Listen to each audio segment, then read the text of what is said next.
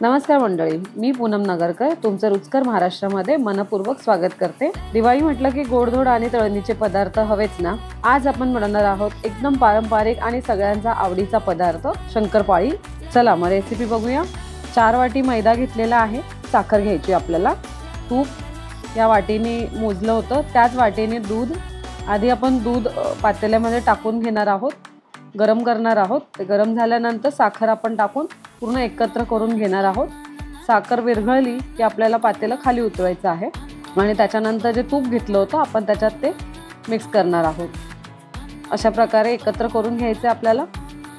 या वाटीने मैदा घेतला होता आपण, थोडं मीठ टाकायचं आपल्याला आणि तूप, दूध आणि साखरचं जे मिश्रण आपण बनवलं होतं ते थोडं थोडं टाकून आपण पीठ एकजीव करून घेणार आहोत। थोडं जर ड्राय झालं असेल तुमचं हे कणिक तर तुम्ही गरम पाणी थोडंसं टाकू शकता। पूर्ण एकत्र असं मळून घ्यायचं आपल्याला। थोडं घट्ट मळायचं आहे, पूर्ण एकत्र करून व्यवस्थित अशा प्रकारे मळून घ्यायचं आहे आपल्याला। आणि आपण आता अर्धा तासासाठी हे रेस्ट करायला ठेवूया। तुम्ही पिशवीमध्ये बांधून ठेवलं तरी चालेल किंवा असं काही कोणतेही भांडं झाकून ठेवलं तरी चालेल। आता अर्धा तास ऑलमोस्ट झालेला आहे। हातावर तूप घेऊन आपण आता हे परत एकत्र मळून घेऊया। असा गोळा काढून घ्यायचा आहे, त्याच्यानंतर हे असंच लाटायचा आहे। पूर्ण तो एकत्र गोल असा होणार नाही पण थोडासा ड्राय असल्यामुळे। अशा प्रकारे जर तुम्ही लाटल्या तर थोडेसे त्याचे पदर्स असे पडतात, शंकरपाळीचे लेयर्स पडतील। अशा प्रकारे कट्स करून घ्यायच्या चारी बाजूनी आणि आपल्याला शंकरपाळ्या अशा कट करून घ्यायच्या आहे।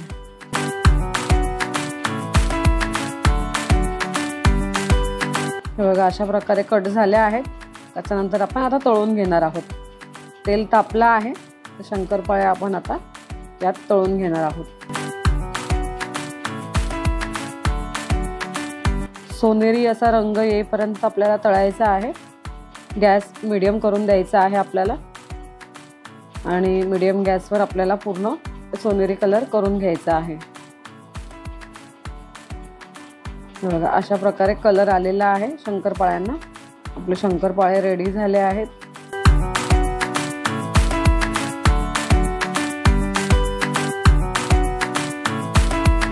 आवडला असेल तर लाईक करा, कमेंट करा आणि रुचकर महाराष्ट्राला सबस्क्राइब करायला विसरू नका।